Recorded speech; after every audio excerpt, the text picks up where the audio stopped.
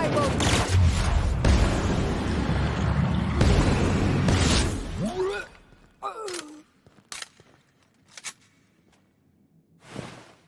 Get me out of here!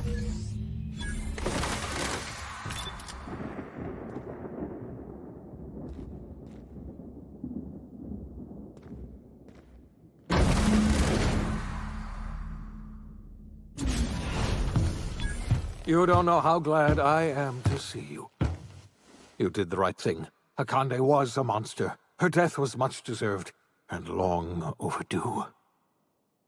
And you lunatic, you broke into the board's own fortress just to rescue one doddering old man.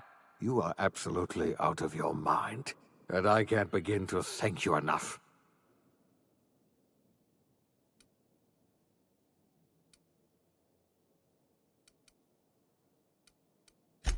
I know, my friend, I know. And now it's finally over. The board's finished. It's only a matter of time before the entire system slips from their grasp. You've broken the board's stranglehold on this colony, and you saved my life. But there's still so much we have yet to accomplish. You and I are going to have to work harder than ever to save Halcyon. I'm afraid the situation is far worse than any of us ever anticipated.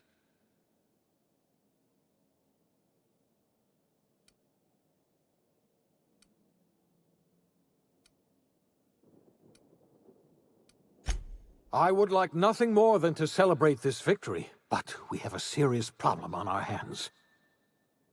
Earth has gone dark. We haven't received a single message in 3 years. There's been no communication, no signals, nothing. 2 years ago, the Earth's Directorate's frigate disappeared on their way back to Earth. We don't know what they discovered when they arrived, or if they arrived at all. First the food supply, and now this. That's it. I'm done. There is no plan, just random chaos. You're experiencing a crisis of faith, Preacher. Don't worry. That just means you're paying attention. You mean... we're all alone out here? Really alone? I'm afraid so, Miss Holcomb. Halcyon is the only home we have left. Returning to Earth is no longer an option. We're in serious trouble, my friend. Do you know what this means for Halcyon? We can't rely on Earth for support anymore. We've been cut loose. We're entirely on our own.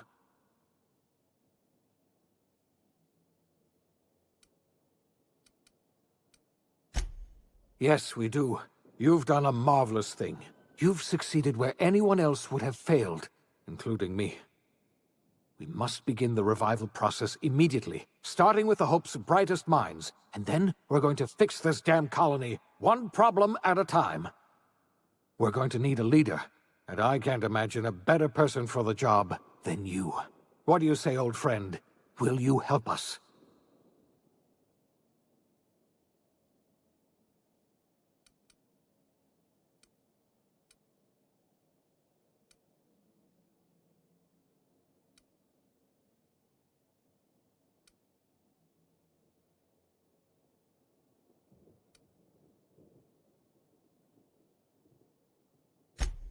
The chairman?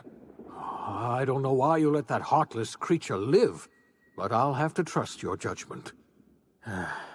When I revived you, I thought we were going to save this colony all by ourselves, but I was wrong. We can't save Halcyon on our own. We're all going to have to pull together, somehow. We are not a colony anymore. Our last connection to Earth has been severed. I don't know if we'll survive, but we're going to have to try our best.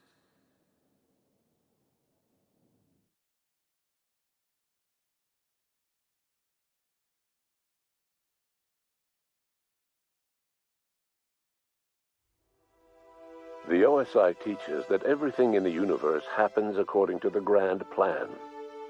But the stranger that arrived in Halcyon was an unplanned variable. From the moment he landed in Emerald Vale, his actions altered the course of history. The events on Tartarus brought about the end of the board's authority. But the board's mistakes would haunt the colony for decades to come. The damage they left behind would require the work of a generation to repair. Dr. Phineas Wells began reviving a handful of the Hope's colonists: engineers, scientists, technicians, and intellectuals. They were among the brightest minds the Earth had ever sent out into the stars. The Hope scientists and engineers woke up in a colony descending headlong into total collapse. With no way to return to Earth, they had no choice but to band together and devote themselves to the cause of saving Halcyon. The people of Halcyon were nothing if not hardy. In the absence of the board's authority, many of the colony's settlements banded together with a single purpose in mind: survival. Life was especially hard in the years to come. Some towns dissolved by attrition, starvation. Most of them found a way to carry on. In the years to come, Halcyon was forced to reckon with its newfound freedom. The board was gone, and for better or worse, the colony was responsible for its own destiny. Left unchecked, the war on Monarch consumed both MSI and the Iconoclasts. And when the sulfur cloud settled, only stragglers from both factions remained. Some found their way to Sublight, some to Terra 2, and some lived their final years fighting for food in the wilderness. In the end, only the beasts remained.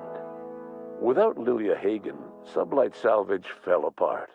The company fractured, devolving into a series of unregulated criminal gangs, fences, and smugglers. Their facade of legitimacy quickly faded. In time, the Sublight family was forgotten. After returning to Edgewater, the deserters negotiated workplace reforms with Reed Thompson, including a single day of rest, which came to be known as a weekend. As the world around him changed, Thompson found himself pining for the old days.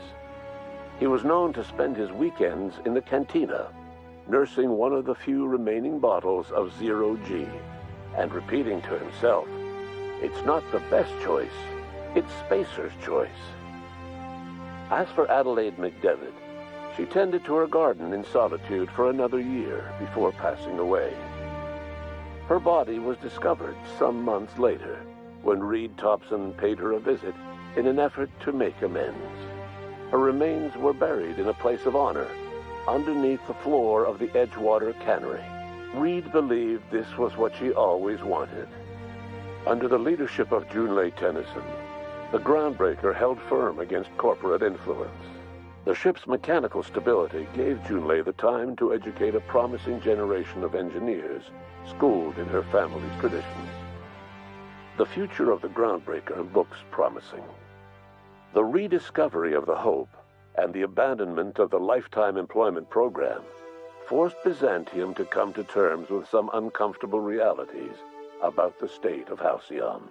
While Byzantines were reluctant to surrender the luxuries they'd grown accustomed to, the board's diminished authority gave them little choice in the matter.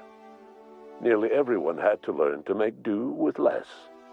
Some even had to get jobs. It was a dark time indeed. Your influence shifted Ellie's perspective. She finally admitted, albeit grudgingly, that she just might need other people. Sometimes. With a steady income from the life insurance payouts, she was finally able to afford a ship of her own. She hired a small crew and flew supply missions to communities on the fringe. Some of them were even legal. Life in Halcyon was sobering for Felix Millstone. The grand revolution he dreamed of never came. There was no great awakening for the colony, no celebrations in the street. There was only the hard, desperate work of trying to repair a broken colony. Felix never had a head for numbers, but if there was labor to be done, he was there to help. Eventually, Felix realized that the work of a revolution was done with two hands. After all he'd seen and heard adventuring with you, the vicar Maximilian de Soto renounced his faith and joined the effort to rebuild the colony. Ironically, he finally found the joy that had eluded him over the course of his life. and realized that perhaps he was always meant to be just a simple laborer after all. He quickly dismissed the idea. Once the matter with the Hope colonists was resolved, Junlei bashfully asked Parvati if she'd like to join her permanently on the Groundbreaker, and Parvati enthusiastically, if somewhat awkwardly, agreed. The stories of her adventures spread across the colony, and Parvati soon found herself the center of attention. Having served as the engineer of a renowned spacecraft, tramp freighters and wildcat miners sought her out by name, and in no time, she was a fixture in the Groundbreaker's mechanical ecosystem. She and Junlei were never far apart. Nyoka returned to Monarch to take another crack at making a permanent life for herself. She formed the Charon Group, a mercenary outfit of ragtag survivalists and wilderness experts.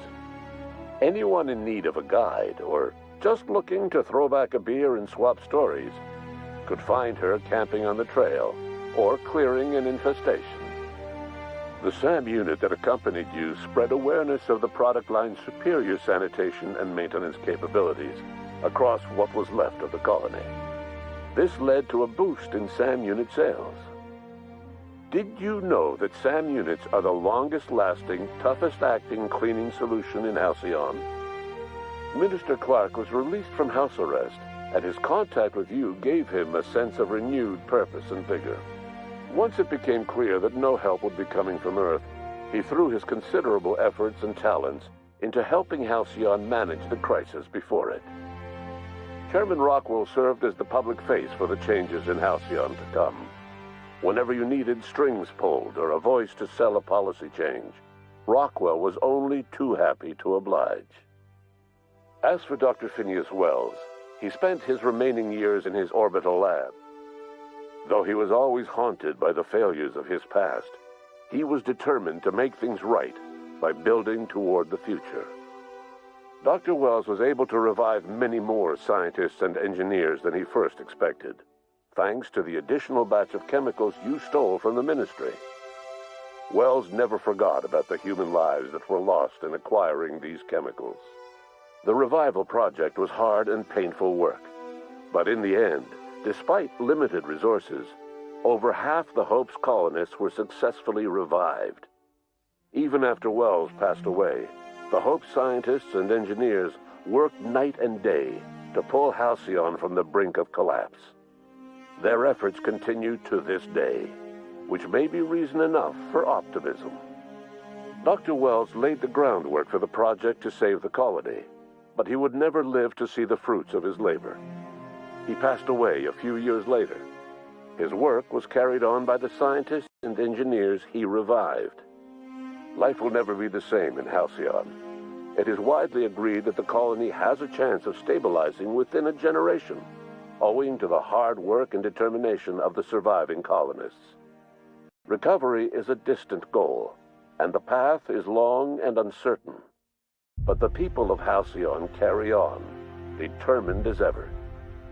And what about you, the unplanned variable in the history of Halcyon? You brought an end to the chaos on Tartarus, and made Chairman Rockwell your own puppet, a role he was all too eager to play. The colony never realized you were the true power behind the new administration. By acting vicariously through agents and third parties, you controlled Halcyon from the shadows. As a result, Halcyon survived the turbulent years that were to follow. No one knows what's happened to Earth, and no one knows what the future has in store for Halcyon. All we know for certain is this: the name of the Unreliable and that of its intrepid captain will remain the subject of countless stories for years to come.